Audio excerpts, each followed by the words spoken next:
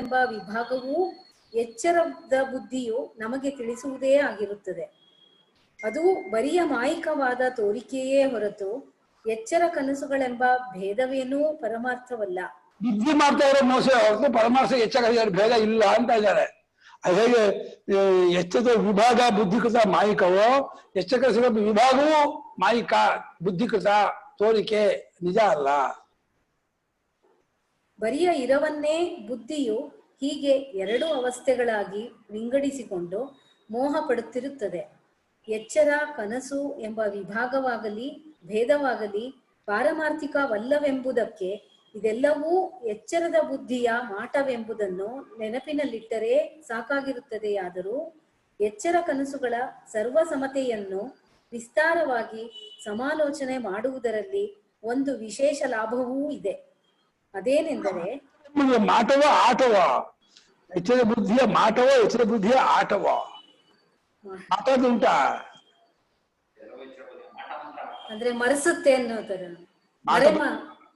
ಮರೆಸುತ್ತೆ. ಅದೇನೆಂದರೆ ಎಚ್ಚರದಲ್ಲಿ ಕಾಣುವ ವಿಭಾಗವೂ ಭೇದವೂ ಮಾಯಿಕವೇ ಎಂಬುದನ್ನು ನಾವು ಮೇಲೆ ಹೇಳಿರುವುದು ಬರಿಯ ಯುಕ್ತಿಯ ಬಲದಿಂದ ಎಂದು ಭಾವಿಸುವವರ ಬಾಯಿಗೆ ಬೀಗವನ್ನು ಹಾಕುವುದು ಈ ಎರಡವಸ್ಥೆಗಳ ತುಲನಾತ್ಮಕ ವಿಮರ್ಶೆಯಿಂದ ಸುಲಭವಾಗುತ್ತದೆ. ನಿಜವಾಗಿ ನೋಡಿದರೆ ನಾವು ಹಿಂದಿನ ಕಿರಣದಲ್ಲಿ ಬರಿಯ ಯುಕ್ತಿಯನ್ನೇನೂ ಅವಲಂಬಿಸಿರುವುದಿಲ್ಲ. ಯಾವ ಬುದ್ಧಿಯು ಪ್ರಪಂಚವೂ ಅದರ ವಿಭಾಗವೂ ಇದೆ ಎಂದು ಹೇಳುವುದೋ ಅದೇ ಬುದ್ಧಿಗೆ ತೋರುವ ರೀತಿಯಿಂದ ಪರೀಕ್ಷಿಸಿ ಈ ವಿಭಾಗವೆಂಬುದು ನಿಜವಾಗಿಲ್ಲ ಎಂದು ತೀರ್ಮಾನಿಸಿರುತ್ತೇವೆ. ಇನ್ನು ಸಾಕ್ಷಿಯ ಅನುಭವದ ಕಣ್ಣಿನಿಂದ ನೋಡಿದಾಗಲಂತೂ ಇರವಿನಲ್ಲಿ ಯಾವ ವಿಭಾಗವಾಗಲಿ ಭೇದವಾಗಲಿ ಕಾಣಿಸುವುದೇ ಇಲ್ಲ. ಆದ್ದರಿಂದ ಎಚ್ಚರದ ಕಣ್ಣಿನಿಂದ ನೋಡಿದ ವಿಭಾಗದ ಬಲದಿಂದ ಇರವು ಒಂದೇ ಆಗಿರಲಾರದೆಂದು ಹೇಳುವವರೇ ನಿಜವಾಗಿ ಒಣತಾರ್ಕಿಕರಾಗಿ ಪೂರ್ಣಾನುಭವವನ್ನು ಎದುರಿಸುವವರಾಗಿರುತ್ತಾರೆ. ಆದರೂ ಮತ್ತೂ ಒಂದು ರೀತಿಯಿಂದ ಈ ನಮ್ಮ ಸಿದ್ಧಾಂತಕ್ಕೆ ಪುಷ್ಟಿಯು ಬರುವುದೆಂಬ ಕಾರಣದಿಂದ ಎಚ್ಚರ ಕನಸುಗಳ ಸ್ವಭಾವವನ್ನು ಇನ್ನೂ ಹೆಚ್ಚಾಗಿ ಪರಿಶೀಲಿಸುವುದಕ್ಕೆ ಈಗ ಪ್ರಯತ್ನವನ್ನು ಮಾಡುವೆವು. ಎಚ್ಚರದ ಪ್ರಪಂಚದಲ್ಲಿರುವ 3 ವಿಶೇಷಣಗಳು ಕನಸಿನ ಪ್ರಪಂಚದಲ್ಲಿಯೂ ಇವೆ. ಎಚ್ಚರಕ್ಕಿಂತಲೂ ಕನಸು ಕಡಿಮೆಯ ಇರುವಿನದು ಅಥವಾ ಅದು ಬರಿಯ ತೋರಿಕೆ ಎಂಬುದಕ್ಕೆ ಹಿಂದೆ ಆಕ್ಷೇಪದಲ್ಲಿ ಹೇಳಿರುವ ಕಾರಣಗಳನ್ನು ಒಂದೊಂದಾಗಿ ಈಗ ಪರೀಕ್ಷಿಸೋಣ. ಎಚ್ಚರವೆಂಬುದು ಪ್ರಮಾಣ ಸಿದ್ಧವಾದ ಪ್ರಪಂಚವನ್ನು ತೋರಿಸುವ ಅವಸ್ಥೆ, ಕನಸು ನಿದ್ರೆಯ ದೋಷದಿಂದ ಉಂಟಾಗುವ ಅವಸ್ಥೆ ಎಂದು ಪೂರ್ವಪಕ್ಷಿಯು ಹೇಳಿದ ಮಾತನ್ನು ಮೊದಲು ವಿಮರ್ಶೆಗೆ ತೆಗೆದುಕೊಳ್ಳೋಣ. ಪ್ರಮಾಣ ಗೋಚರವಾಗುವುದೆಂಬ ಎಚ್ಚರದ ಪ್ರಪಂಚದಲ್ಲಿ 3 ವಿಶೇಷಣಗಳನ್ನು ಕಾಣಬಹುದು. ಇವು ಯಾವುವೆಂದರೆ ಪದಾರ್ಥಗಳು ಬೇರೆ ಬೇರೆಯ ನಾಮರೂಪಗಳಿಂದೊಡಗೂಡಿ ಕಾಣಿಸಿಕೊಳ್ಳುವುದೊಂದು, ಅನೇಕ ಕರ್ತೃಭೋಕ್ತೃಗಳಿಂದ ಕೂಡಿರುವಂತೆ ತೋರುವುದೊಂದು, ಗೊತ್ತಾದ ದೇಶ ಕಾಲ ನಿಮಿತ್ತಗಳನ್ನನುಸರಿಸಿ ನಮ್ಮ ಕ್ರಿಯೆಗಳಿಗೆ ಫಲಗಳಾಗುತ್ತಿರುವುದು ಮತ್ತೊಂದು. ಈ 3 ಧರ್ಮಗಳು ಜಗತ್ತಿನಲ್ಲಿ ತಪ್ಪದೆ ತೋರಿಕೊಂಡು ಬರುತ್ತಿರುವುದರಿಂದಲೂ ಅವುಗಳನ್ನು ಮಾರ್ಪಡಿಸುವ ಸ್ವಾತಂತ್ರ್ಯವು ನಮಗಿಲ್ಲದೆ ಅವುಗಳನ್ನನುಸರಿಸಿಯೇ ವ್ಯವಹಾರ ಮಾಡಿಕೊಂಡು ಬರಬೇಕಾಗಿರುವುದರಿಂದಲೂ ಈ ಪ್ರಮೇಯವಾದ ಪ್ರಪಂಚವು ನಮ್ಮನ್ನ ಅವಲಂಬಿಸದೆ ತಾನೇ ಸ್ವತಂತ್ರವಾದ ಇರುವುಳ್ಳದ್ದಾಗಿರಬೇಕೆಂದು ಹೇಳಬೇಕಾಗಿದೆ. ಇಂಥ ಇರವು ಕನಸಿನ ತೋರಿಕೆಗಳಿಗೆ ಇಲ್ಲದೇ ಇರುವುದರಿಂದ ಅದು ಬರಿಯ ತೋರಿಕೆಯೆಂದೇ ಹೇಳಬೇಕು. ಹೀಗೆಂಬುದು ಆಕ್ಷೇಪನ ಆಶಯವು. ಈ ಅಭಿಪ್ರಾಯವು ಸರಿಯೇ? ಈ ವಿಶೇಷಣಗಳೇ ಸತ್ಯವಸ್ತುವಿನ ಗುರುತೆಂದು ಎಣಿಸಬಹುದೇ? ಈ ಪ್ರಶ್ನೆಗೆ ಉತ್ತರವೇನೆಂದರೆ ವ್ಯವಹಾರದಲ್ಲಿ ಇವು ಸತ್ಯವಸ್ತುವಿನ ಗುರುತೆಂದು ಭಾವಿಸಬಹುದು. ಏಕೆಂದರೆ ಯಾವ ವಸ್ತುವಿನ ಸ್ವರೂಪವು ಪ್ರಮಾಣಗಳಿಂದ ಎಷ್ಟು ಪರೀಕ್ಷಿಸಿದರೂ ಅದೇ ಪ್ರಕಾರವಾಗಿರುವುದೋ, ಯಾವುದನ್ನು ಅದೇ ನಾಮರೂಪಗಳೆಂದು ಎಲ್ಲರೂ ಬಳಸುತ್ತಿರುವರೋ, ಯಾವುದು ಗೊತ್ತಾದ ದೇಶ ಕಾಲ ನಿಮಿತ್ತಗಳ ಕಟ್ಟುಪಾಡಿಗೆ ಸಿಕ್ಕೇ ಗೋಚರವಾಗುವುದೋ ಅದನ್ನೇ ಸತ್ಯವೆಂದು ವ್ಯವಹಾರದಲ್ಲಿ ನಾವು ಒಪ್ಪುತ್ತೇವೆ. ಆದರೆ ವ್ಯವಹಾರದಲ್ಲಿ ಈ ಬಗೆಯ ನಂಬಿಕೆಯಿಂದ ಎಷ್ಟೇ ಪ್ರಯೋಜನವಿದ್ದರೂ ತತ್ವ ವಿಚಾರದಲ್ಲಿಯೂ ಅದನ್ನೇ ಇಟ್ಟುಕೊಳ್ಳುವುದಕ್ಕಿಲ್ಲ. ಇದನ್ನೇ ಇಟ್ಟುಕೊಳ್ಳಿ. ಇದನ್ನೇ ಇಟ್ಟುಕೊಳ್ಳುವುದಕ್ಕಿಲ್ಲ. ಏಕೆಂದರೆ ಪ್ರಪಂಚದಲ್ಲಿ ನಮಗೆ ತೋರುವ ನೋಟಗಳು ನಾಮರೂಪಗಳಾಗಿ ವಿಂಗಡಿಸಿಕೊಂಡಿರುವುದು ನಿಜ. ನನ್ನಂತೆಯೇ ಅನೇಕ ಕರ್ತೃ ಭೋಕ್ತೃಗಳು ಇಲ್ಲಿದ್ದಾರೆ ಎಂದರೆ ಇಲ್ಲಿರುವ ಜೀವರೆಲ್ಲರೂ ಆಯಾ ಕೆಲಸಗಳನ್ನು ಮಾಡಿ ತಮಗೆ ಬೇಕಾದದ್ದನ್ನು ಪಡೆದುಕೊಳ್ಳುತ್ತಲೂ ಬೇಡವಾದದ್ದನ್ನು ತಪ್ಪಿಸಿಕೊಳ್ಳುತ್ತಲೂ ಇರುತ್ತಾರೆ ಎಂದೇ ನಮಗೆ ತೋರುತ್ತಿರುವುದು ಇದೇ ನಿಜವೆಂಬ ಭಾವನೆಯಿಂದಲೇ ನಾವುಗಳು ಇಲ್ಲಿ ವ್ಯವಹಾರ ಮಾಡುತ್ತಿರುವೆವೆಂಬುದೂ ನಿಜ. ಗೊತ್ತಾದ ದೇಶ ಕಾಲ ನಿಮಿತ್ತಗಳನ್ನನುಸರಿಸಿ ಬೇಕಾದ ಕಾರಕ ಸಾಮಗ್ರಿಯನ್ನು ಉಪಯೋಗಿಸಿಕೊಂಡು ಕೆಲಸವನ್ನು ಮಾಡಿದರೆ ಇಲ್ಲಿ ಫಲವು ದೊರಕುವುದೆಂಬುದೂ ನಿಜ. ಆದರೆ ಅಷ್ಟು ಮಾತ್ರದಿಂದ ಈ ಪ್ರಪಂಚವು ಪರಮಾರ್ಥ ಸತ್ಯವೆಂದು ಆದೀತೆ? ವ್ಯವಹಾರಕ್ಕೆ ರಂಗಭೂಮಿಯಾಗಿರುವ ಎಚ್ಚರದ ಅವಸ್ಥೆಯನ್ನು ಬಿಟ್ಟು ಕನಸಿನ ಕಡೆಗೆ ತಿರುಗಿದರೆ ಸಾಕು. ಈ ಮೂರು ವಿಶೇಷಣಗಳಲ್ಲಿ ಒಂದೂ ಸತ್ಯತ್ವಕ್ಕೆ ಹೆಗ್ಗುರುತು ಆಗಲಾರದೆಂದು ಕೂಡಲೇ ನಮ್ಮ ಮನಸ್ಸಿಗೆ ತಟ್ಟುತ್ತದೆ. ಏಕೆಂದರೆ ಕನಸಾಗುತ್ತಿರುವಾಗ ನಮಗೆ ತೋರುವ ಪ್ರಪಂಚಗಳಿಗೂ ಇದೇ ವಿಶೇಷಣಗಳು ಇರುವಂತೆಯೇ ತೋರಿಬರುತ್ತವೆ. ಆ ಪ್ರಪಂಚಕ್ಕೂ ನಾಮರೂಪಗಳೇ ಹಾಸುಹೊಕ್ಕಾಗಿರುತ್ತವೆ. ಅದು ಬಹುಮಂದಿ ಕರ್ತೃಭೋಕ್ತೃಗಳಿಗೆ ಆಸರೆ ಇತ್ತಿರುವಂತೆಯೇ ಕಾಣುತ್ತದೆ. ಅಲ್ಲಿಯೂ ದೇಶಕಾಲ ನಿಮಿತ್ತಗಳನ್ನನುಸರಿಸಿಯೇ ಕ್ರಿಯೆಗಳಿಗೆ ಫಲಗಳಾಗುವಂತೆ ಕಾಣುತ್ತದೆ. ಕನಸೆಂಬುದು ಎಚ್ಚರದಂತೆಯೇ ನಿಜವಾದ ಪ್ರಪಂಚವನ್ನೊಳಗೊಂಡಿರುವುದೆಂದು ನಾವುಗಳು ಯಾರೂ ಎಣಿಸುವುದಿಲ್ಲ. ಆದರೂ ಮೇಲೆ ಹೇಳಿದ ಮೂರು ವಿಶೇಷಣಗಳು ಆ ಪ್ರಪಂಚದಲ್ಲಿ ಕಾಣಿಸುತ್ತವೆ. ಹೀಗಿದ್ದ ಮೇಲೆ ಈ ವಿಶೇಷಣಗಳಿಗೂ ಸತ್ಯತ್ವಕ್ಕೂ ಯಾವ ಸಂಬಂಧವಿದೆ ಎಂದು ಕಲ್ಪಿಸೋಣ. ಕೆಲವರಿಗೆ ಇಲ್ಲಿ ಒಂದು ಸಣ್ಣ ಸಂಶಯವು ತಲೆ ಹಾಕಬಹುದು. ಕನಸಿನಲ್ಲಿರುವ ಪ್ರಪಂಚವು ನಾಮರೂಪಗಳಿಂದ ಕೂಡಿರುವುದಾದರೂ ಅವು ನಿಯತವಾದ ನಾಮರೂಪಗಳಲ್ಲ. ಅಲ್ಲಿ ಈಗ ಮನೆಯಾಗಿದ್ದದ್ದು ಇನ್ನೊಂದು ಗಳಿಗೆಗೆ ಹಕ್ಕಿಯಾಗಿ ಹಾರಿಬಿಡುತ್ತದೆ.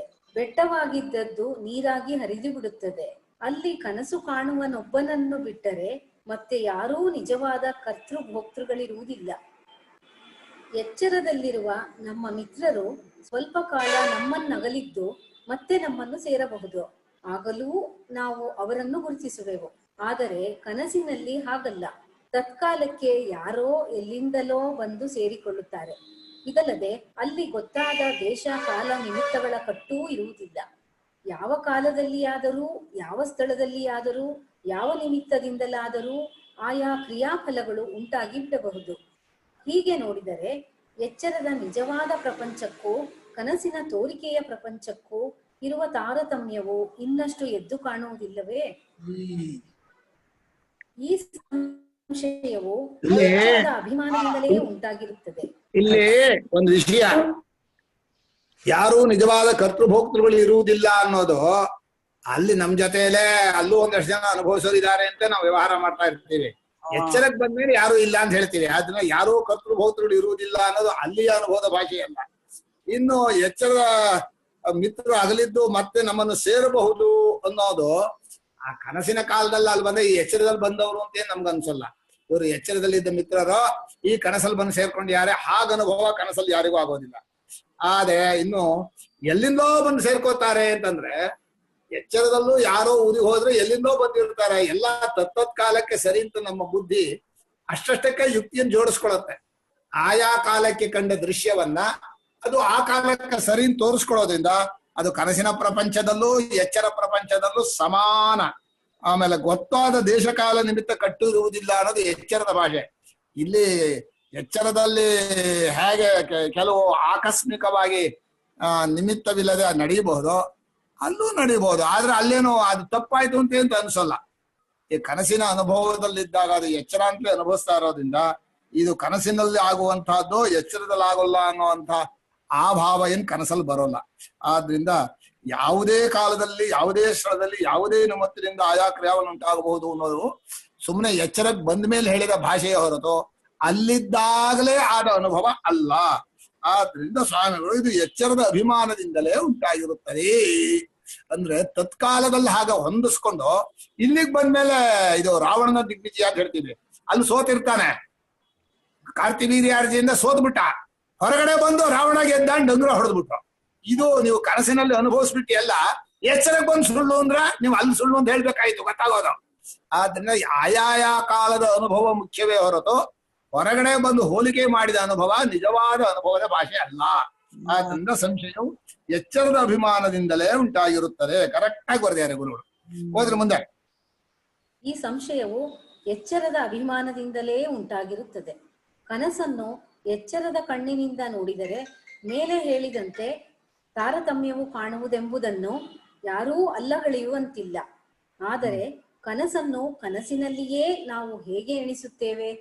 ಅಲ್ಲಿರುವ ಪ್ರಪಂಚವನ್ನು ಬರಿಯ ತೋರಿಕೆಯ ಪ್ರಪಂಚವೆಂದು ಆಗ ನಾವು ಎಣಿಸುವುದೇ ಇಲ್ಲ. ನಾಮರೂಪಗಳು ಕರ್ತೃಭೋಕ್ತೃ ಬಹುತ್ವ ದೇಶಕಾಲ ನಿಮಿತ್ತಗಳಿಂದ ಗೊತ್ತಾಗಿ ಆಗುವ ಕ್ರಿಯಾಫಲ ಎಂಬಿ ಮೂರೇ ಸತ್ಯದ ಗುರುತಾಗಿದ್ದರೆ ಕನಸಿನಲ್ಲಿ ಈ ಮೂರು ಇಲ್ಲದ್ದನ್ನು ಕಂಡು ನಾವು ಇದು ಮಿಥ್ಯಾ ಪ್ರಪಂಚವು ಎಂದೇಕೆ ಅಲ್ಲಿ ನಿಶ್ಚಯಿಸುವುದಿಲ್ಲ? ಅಲ್ಲಿನ ಪದ ಮುಖ್ಯ. ಅಲ್ಲಿ ನಿಮಗೆ ನಿಜವಾಗಿಯೂ ಮೂರು ಸುಳ್ಳ ಇದ್ರೆ ಅಲ್ಲೇ ಸುಳ್ಳು ಅಂತ ಹೇಳ್ಬೋದಾಯ್ತು. ಅಲ್ಲಿ ನಿಜ ಅಂತ ಹೇಳಿ ಇಲ್ಲಿ ಬಂದು ಅದಕ್ಕೆ ಸುಳ್ಳು ಅಂತ ಹೇಳೋದು ಸರಿಯಲ್ಲ. ನಾಮಕರಣ ಮಾಡೋದು ಎಚ್ಚರಕ್ಕೆ ಬಂದು ಕನಸನ್ ಸುಳ್ಳು ನಾಮಕರಣ ಮಾಡೋಕೆ ಅಧಿಕಾರ ಇಲ್ಲ ನಿಮ್ಗೆ. ನೋಡೇ ಇಲ್ಲ ಇವನು ಸುಳ್ಳು ಹೇಳಕ್ಕೆ. ಎಚ್ಚರದಲ್ಲಿ ನೋಡೇ ಇಲ್ಲ ಸುಳ್ಳು ಹೇಳಕ್ಕೆ. ನೋಡೇ ಇಲ್ಲ, ಸುಮ್ಮನೆ ಹೇಳ್ತಾನಷ್ಟೆ. ನಿಶ್ಚಯವೇನೆಂದರೆ ಕನಸಿನಲ್ಲಿ ನಮಗೆ ತೋರುವ ನಾಮರೂಪಗಳು ಕರ್ತೃಭೋಕ್ತೃಗಳು ದೇಶಕಾಲಾದಿಗಳು ನಮಗೆ ಸತ್ಯವೆಂದೇ ಆಗ ತೋರುತ್ತವೆ. ನಾವು ಅವುಗಳು ಸತ್ಯವೆಂದೇ ನಂಬಿ ಆ ನಂಬಿಕೆಗನುಗುಣವಾಗಿಯೇ ನಮಗೆ ಉಚಿತವೆಂದು ತೋರುವ ಕಾರ್ಯಗಳಲ್ಲಿ ತೊಡಗುತ್ತಿರುವೆವು. ಆದ್ದರಿಂದ ಈ ಮೂರು ವಿಶೇಷಣಗಳಿರುವೆವೆಂಬ ಕಾರಣದಿಂದ ಎಚ್ಚರಕ್ಕೆ ಯಾವ ಹೆಚ್ಚಿನ ಇರವೂ ಬರುವುದಿಲ್ಲ ಎಂದು ಸಿದ್ಧವಾಯಿತು. ಇಷ್ಟು ಚರ್ಚೆ ಮಾಡಿದಾಗ ಒಂದು ಪ್ರಶ್ನೆ ಇದೆ. ಈಗಿರೋದು ಎಚ್ಚರ ಅಂತ ಇಟ್ಕೊಂಡು ಒಂದು ಕನಸಿದೆ ಅಂತ ಹೇಳಿ ಇದೆರಡು ಕಲ್ಪನೆ ಮಾಡಿ ಹೊರಟಿದೀವಿ ಹೊರತು ಕನಸು ಎಚ್ಚರವೇ. ಆ ಕನಸಲ್ಲೂ ಈ ಎಚ್ಚರದಲ್ಲಿ ಏನ್ ತರ ಆಗತ್ತೋ ಅದೇ ತರ ಒಂದು ಕನಸಿತ್ತು ಅಂತ ಅಲ್ಲೂ ಕಲ್ಪನೆ ಮಾಡ್ತಾನೆ. ಆ ಕನಸಿನಲ್ಲೂ ಎಲ್ಲ ಈ ಎಚ್ಚರದ ಭಾವಗಳು ಇದೆ ಅಂತಾದ್ರೆ ಇದು ಎಚ್ಚರ ಇದು ಕನಸು ಅಂತ ಈ ವಿಭಾಗವನ್ನ ಮಾಡೋದಿದೆಯಲ್ಲ, ಇದೇ ತಪ್ಪು. ಆ ವಿಭಾಗವೇ ಸರಿ ಇಲ್ಲ. ಅದೇ ತಪ್ಪಾದ್ಮೇಲೆ ಕನಸು ಹಾಗೆ ಹೀಗೆ ಅಂತಂದ್ರೆ ಎಚ್ಚರದೊಳಗೆ ಮತ್ತೊಂದು ಎಚ್ಚರವನ್ನು ನೆನೆಸಿದಾಗ ಅದಕ್ಕೆ ಹೆಸರಿಟ್ಟದ್ದು ಕನಸು ಅಂತ ಅಷ್ಟೇ ಹೊರತು ಕನಸು ಅಂತ ಒಂದು ಅನುಭವ ಯಾರಿಗೂ ಯಾವತ್ತೂ ಆಗ. ಎಲ್ಲ ಕನಸುಗಳು ಎಚ್ಚರವಾಯಿತವ್ರಿ. ಆ ಎಚ್ಚರದಲ್ಲಿ ಪುನಃ ಎಚ್ಚರ ಕನಸು ನಿದ್ದೆ ಅಂತ ವಿಚಾರ ಬಂದೇ ಬರುತ್ತೆ. ಅಲ್ಲೂ ಪುನಃ ಅದನ್ನ ಹೇಳ್ತಾನೆ. ಆದ್ರಿಂದ ಈ ಎಚ್ಚರ ಕನಸು ವಿಭಾಗವೇ ಸರಿಯಾಗಿಲ್ಲ ಅನ್ನೋದು ಕರೆಕ್ಟ್. ಭಟ್ರ ಚಾಡ್ರ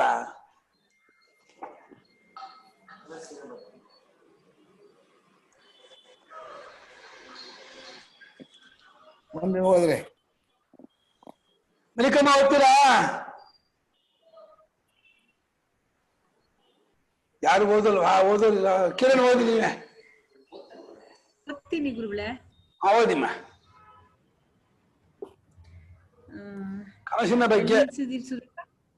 ಕನಸಿನ ಬಗ್ಗೆ ವಿವಿಧ ಕಲ್ಪನೆಗಳು, ಅವುಗಳಿರುವ ದೋಷಗಳು 123 ಕಿರಣ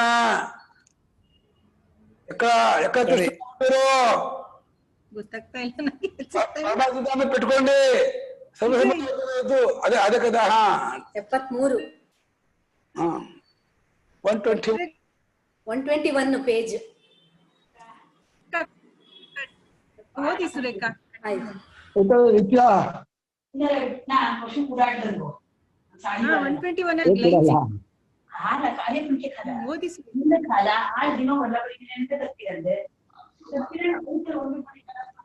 ಅಂಡೆ ಮೇಲೆ ಮಾತಾಡ್ಬೇಕಲ್ಲ ಮಾಡೋದಾಗಲ್ಲ.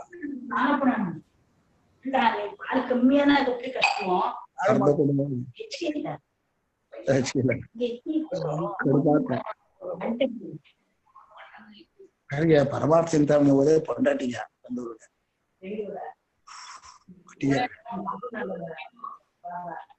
ಎನ್ ಕೈಲಿ ಆನ್ಲೈನ್ ನೋಡು ಆನ್ಲೈನ್ ದಾರ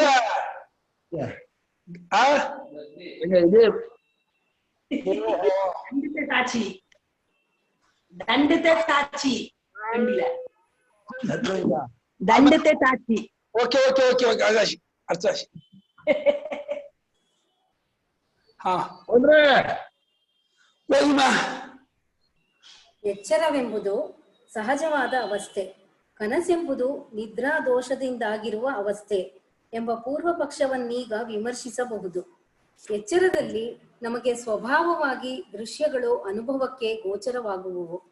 ಆದರೆ ಕನಸಿನಲ್ಲಿ ಎಚ್ಚರದ ವಾಸನೆಯಿಂದ ದೃಶ್ಯಗಳು ಕಾಣಿಸುವುವು ಎಂಬ ಅಭಿಪ್ರಾಯವು ಜನರಲ್ಲಿ ಬಹಳ ಬಲವಾಗಿ ಮೂಡಿರುತ್ತದೆ.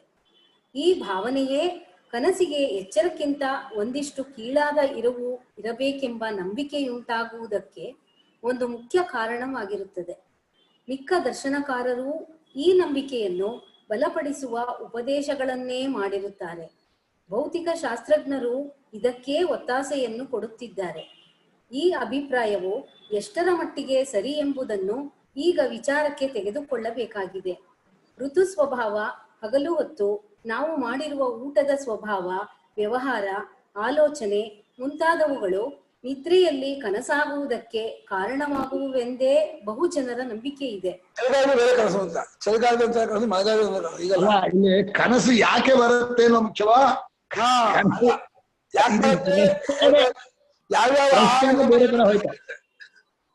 ಕನಸು ಯಾಕೆ ಬರುತ್ತೆ ಅಂತ ಎಲ್ಲಿದೆ ಪ್ರಶ್ನೆ? ಶರೀರ ಸ್ಥಿತಿಯಲ್ಲಿ ಆಗುವ ಮಾರ್ಪಾಡುಗಳು, ಇಂದ್ರಿಯಗಳ ಮೇಲೆ ಆಗಿರುವ ದೃಶ್ಯದ ಸಂಸ್ಕಾರಗಳು, ಆಯಾ ಕುಟುಂಬದಲ್ಲಿ ಅಥವಾ ಕುಲದವರಲ್ಲಿ ಸಮಾನವಾಗಿದ್ದುಕೊಂಡಿರುವ ಸಂಸ್ಕಾರಗಳು, ಹಿಂದೆ ಆಯಾ ವ್ಯಕ್ತಿಯು ಅನುಭವಿಸಿದ್ದ ಹರ್ಷ ಭಯಾದಿಗಳು ಇವೆಲ್ಲ ಕನಸಿಗೆ ಕಾರಣವೆಂದು ಭೌತಿಕ ಶಾಸ್ತ್ರಜ್ಞರು ಹೇಳುತ್ತಾರೆ.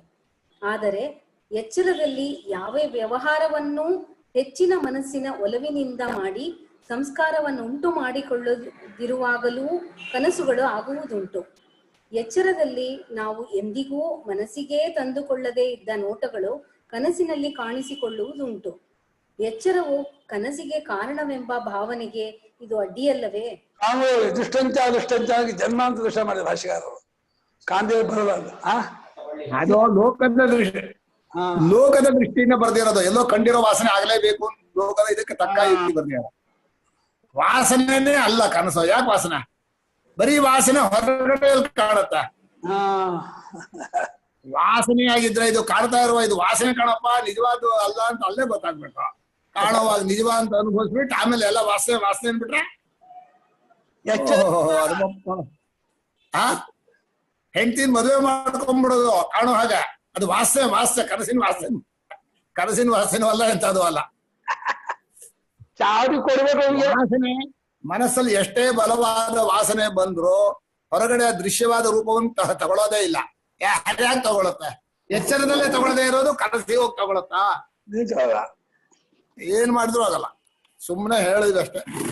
ಇವನಿಗೆ ಯುಕ್ತಿ ಇಲ್ವಲ್ಲ, ಯಾತಕ್ಕೆ ಬತ್ತೋರತ್ತೆ ಅಂತ, ಅದಕ್ಕೆ ಎಚ್ಚರದ ವಾಸನೆ ಅನ್ಬಿಡುತ್ತೆ. ಆಮೇಲೆ ಯಾಕೆ ಕನಸು ಬರುತ್ತೆ ಅಂತ ಯಾರು ಕೇಳಿದ್ರು? ಕನಸು ಯಾಕೆ ಬರುತ್ತೆ ಅನ್ನೋ ಪ್ರಶ್ನೆನೇ ಅಲ್ಲ, ಅಪ್ರಕೃತ ಉತ್ತರ. ಯಾಕೆ ಎಷ್ಟಾಗುತ್ತೆ ಹಂಗೆ ಇದು. ಯಾಕೆ ಕನಸು ಬರುತ್ತೆ ಅಂತ ಕೇಳ್ತಾರೆ ಯಾರಾದ್ರು?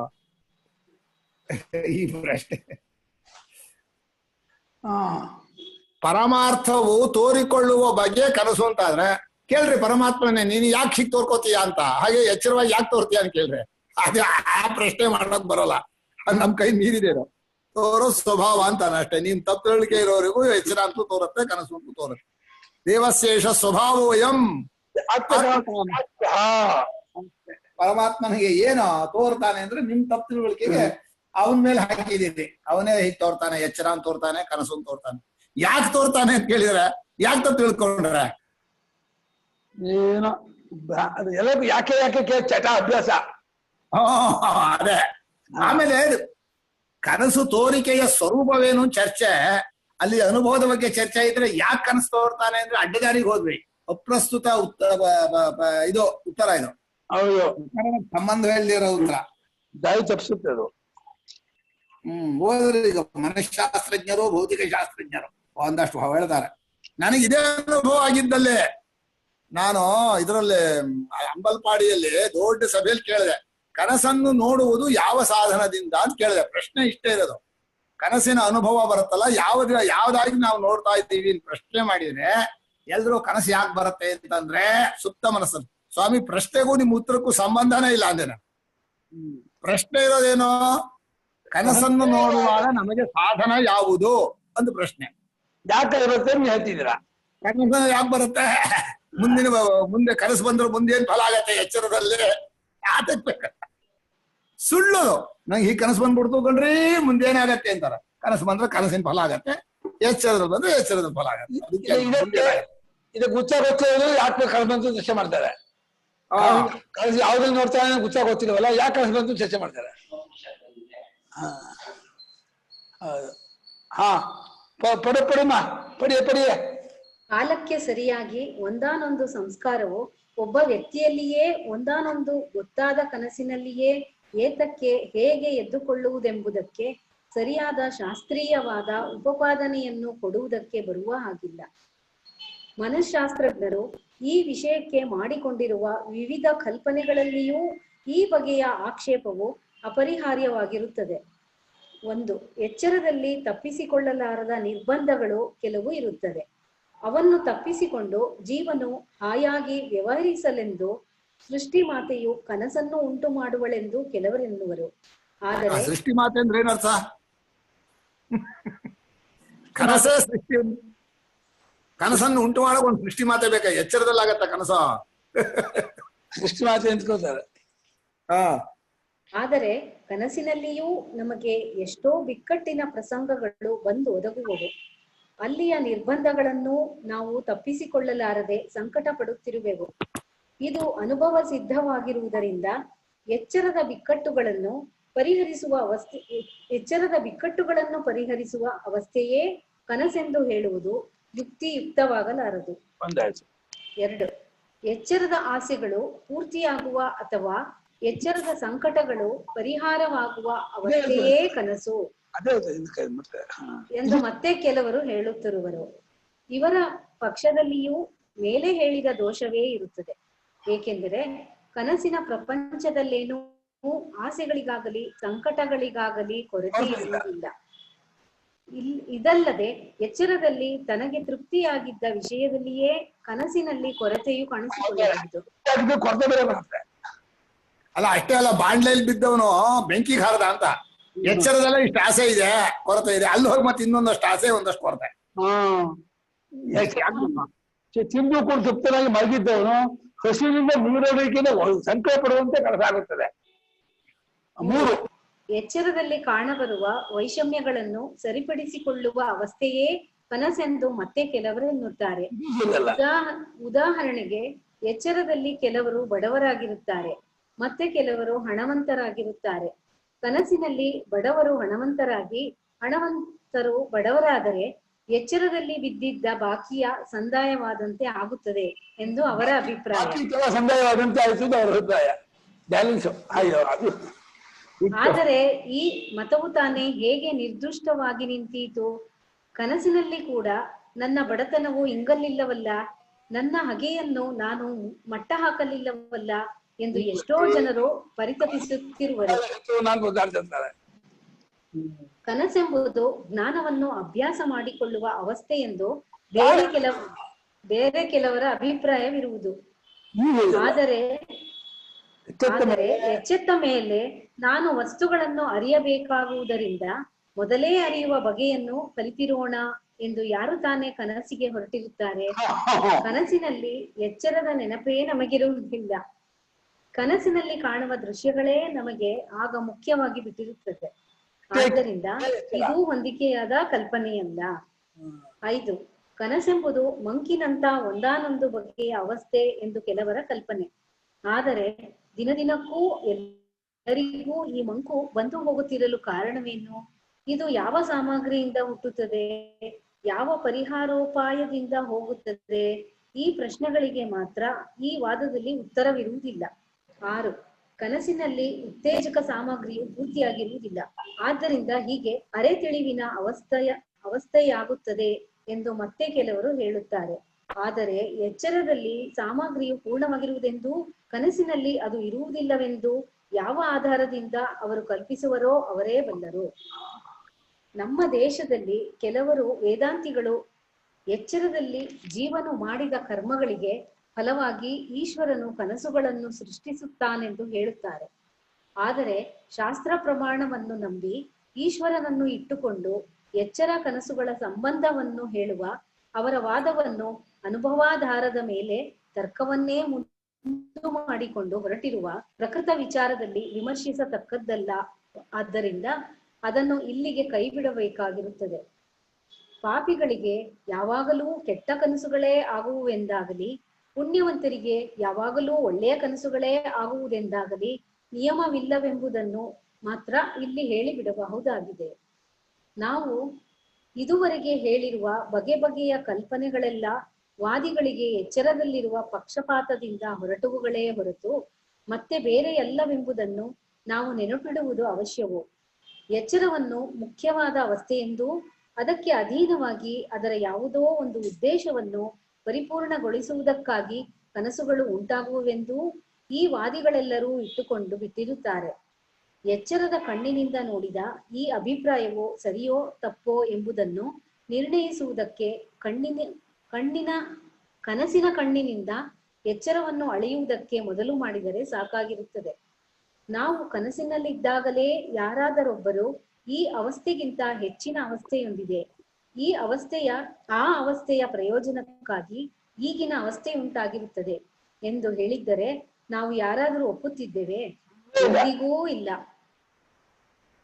ಕನಸಿನಲ್ಲಿ ನಮಗೆ ಎಚ್ಚರದ ನೆನಪೇ ಇರುವುದಿಲ್ಲ.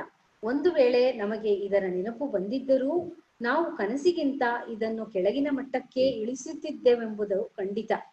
ಏಕೆಂದರೆ ತತ್ಕಾಲಕ್ಕೆ ತೋರುವ ಅನುಭವವನ್ನು ಹೆಚ್ಚಿನದೆಂದು ತಿಳಿಯುವುದೇ ನಮ್ಮ ಬುದ್ಧಿಯ ಸ್ವಭಾವವಾಗಿರುತ್ತದೆ. ಆದ್ದರಿಂದಲೇ ನಾವು ಕನಸಿನಲ್ಲಿರುವಾಗ ಅದೇ ನಿಜವಾದ ಎಚ್ಚರವಾಗಿದ್ದರೆ ಹೇಗೋ ಹಾಗೆಯೇ ಅಲ್ಲಿ ನಡೆದುಕೊಳ್ಳುತ್ತಿರುವೆವು. ಇವಾಗ ಎಚ್ಚ ಅನ್ಕೊಂಡು ಮಾಡ್ತಾ ಇದೆಯಲ್ಲ, ಇದೇ ಉದಾಹರಣೆ. ಹೆಚ್ಚು ಆದ್ಯತೆ ಹೆಚ್ಚು ಅನ್ಕೊಂಡಿದೆಯಲ್ಲ, ಇನ್ನೇನು ಹೇಳ್ಬೇಕು ಇದಕ್ಕೆ? ಕನಸಿನ ಕಣ್ಣಿನಿಂದ ಎಚ್ಚರದ ವಿಷಯಕ್ಕೆ ಮಾಡಿಕೊಳ್ಳಬಹುದಾದ ತೀರ್ಪಿಗೆ ನಾವು ಬೆಲೆಯನ್ನು ಕೊಡುವುದಕ್ಕೆ ಸಿದ್ಧರಾಗುವುದಿಲ್ಲ. ಎಚ್ಚರದ ದೃಷ್ಟಿಯಿಂದ ಕನಸಿನ ವಿಷಯಕ್ಕೆ ಮಾಡಿಕೊಂಡ ತೀರ್ಪಿಗೆ ಮಾತ್ರ ಬೆಲೆಯನ್ನು ಕೊಡಬೇಕೆನ್ನುವುದು ಯಾವ ನ್ಯಾಯ? ಮಾಡಿ ಇಷ್ಟ ಕನಸಿನ ಕಣ್ಣಿನಲ್ಲಿ ಅಂತಂದ್ರೆ, ಈಗ ಎಚ್ಚರದಲ್ಲಿ ಕನಸಿನ ಪ್ರಪಂಚ ಎಲ್ಲೂ ಇಲ್ಲ ಅಂತ ಹೇಳಿದಾಗ, ಕನಸಿನಲ್ಲಿದ್ದಾಗ ಎಚ್ಚರ ಪ್ರಪಂಚ ಎಲ್ಲೂ ಇಲ್ಲ ಅಂತ ಅವನು ಒಪ್ಕೋಬೇಕು. ಹಾಗೆ ಒಪ್ಕೊಳ್ಳೋದೇ ಇಲ್ಲ. ನಾನ್ ಕನಸಿಗೆ ಹೋದ್ರು ಎಚ್ಚರ ಪ್ರಪಂಚ ಇರುತ್ತೆ ಅಂತಾನೆ. ಒಬ್ರಿಗೊಂದ್ ನ್ಯಾಯ ಮಾಡಬಾರ್ದು.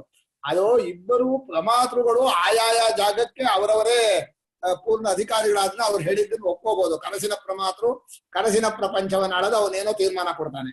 ಎಚ್ಚರದ ಪ್ರಮಾತೃ ಎಚ್ಚರಕ್ಕೆ ಏನೋ ಒಂದು ತೀರ್ಮಾನ ಕೊಡ್ತಾನೆ. ಅದು ಇಲ್ಲಿಗೆ ಹೊಂದಿಕೆ ಆಗಲ್ಲ ಅಂತ ಆ ಕನಸಿನ ಪ್ರಮಾತೃ ಹೇಳಿದ್ರೆ, ಎಚ್ಚರದ ಪ್ರಮಾತೃ ಕನಸು ಇಲ್ಲಿಗೆ ಹೊಂದಿಕೆ ಆಗಲ್ಲ ಅಂತಾನೆ. ಅದನ್ನ ಪ್ರಮಾತೃ ಹೇಳಿದ ವಿಷಯದಿಂದ ಕನಸು ಸುಳ್ಳು, ಎಚ್ಚರ ನಿಜ, ಎಚ್ಚರ ಸುಳ್ಳು ಇದು ಆಗಲ್ಲ.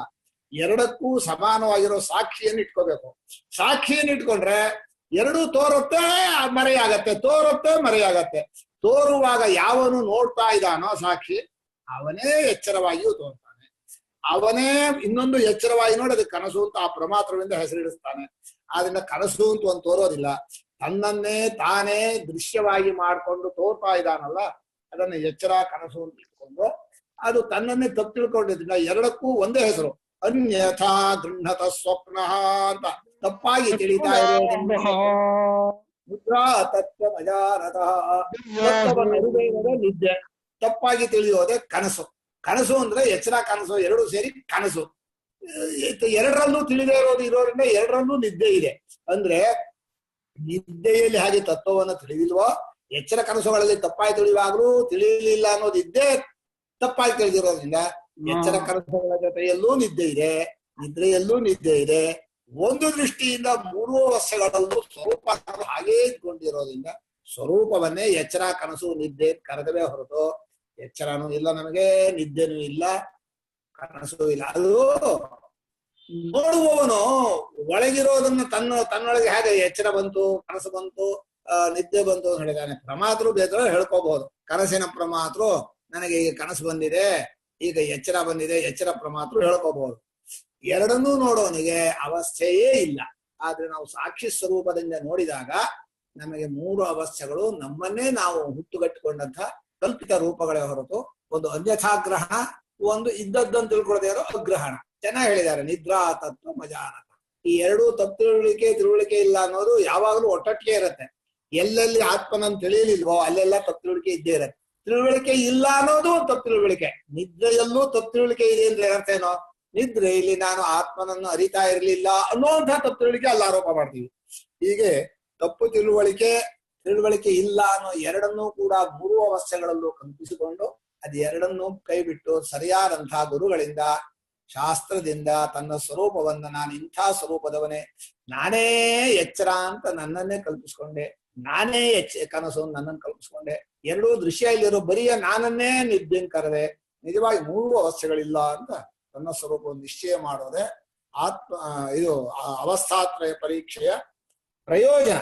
ಸಚ್ಚಿದಾನಂದ ಸ್ವರೂಪವಾಗಿದ್ದೀವಿ ನಾವು ಅಂತ ನಿಶ್ಚಯ ಮಾಡೋ ಪ್ರಯೋಜನ ಹೊರತು ಬರೀ ಅವಸ್ಥೆಗಳ ಬಗ್ಗೆ ಚರ್ಚೆ ಮಾಡಿದ್ರೆ ಏನು ಪ್ರಯೋಜನ ಆಗಲ್ಲ. ನಮ್ಮ ನಿಜವಾದ ಸ್ವರೂಪ ಸಚ್ಚಿದಾನಂದ ಸ್ವರೂಪ ಅಂತ ತೀರ್ಮಾನ ಮಾಡೋಕೆ ಅವಸ್ಥೆಗಳು ಸಹಾಯ ಮಾಡುತ್ತೆ. ಆಗ ಭಗವಂತ ಗುರುಗಳ ಮೂಲಕ ಪರಮಾರ್ಥ ಚಿಂತಾಮಣಿಯಲ್ಲಿ ಚೆನ್ನಾಗಿ ಬಿಡಿಸಿ ಬರೆದಿದ್ದಾರೆ. ಒಂದೊಂದು ವಾಕ್ಯವನ್ನು ಚರ್ಚೆ ಮಾಡ್ಬೇಕು, ಜಜ್ಜಬೇಕು. ಇದನ್ನ ಒಂದು ಪ್ಯಾರ ಓದಿದ್ರೆ ಏನು ನಿಲ್ಲೋದೇ ಇಲ್ಲ, ಅಷ್ಟೊತ್ತಿಗೆಲ್ಲ ಸೋರ್ ಹೋಗ್ಬಿಡತ್ತೆ. ಗುರುಗಳು ಪ್ರತಿ ವಾಕ್ಯವನ್ನು ಓದಿ ಅದನ್ನ ಚೆನ್ನಾಗಿ ಜಜ್ಜಿ ಅದರ ರಸವನ್ನು ಹೀರಿ ಆಮೇಲೆ ಆಹಾ ಏನ್ ಚೆನ್ನಾಗಿ ಬರೆದಿದ್ದಾರೆ ಅಂತ ಹೇಳಿದ್ರು.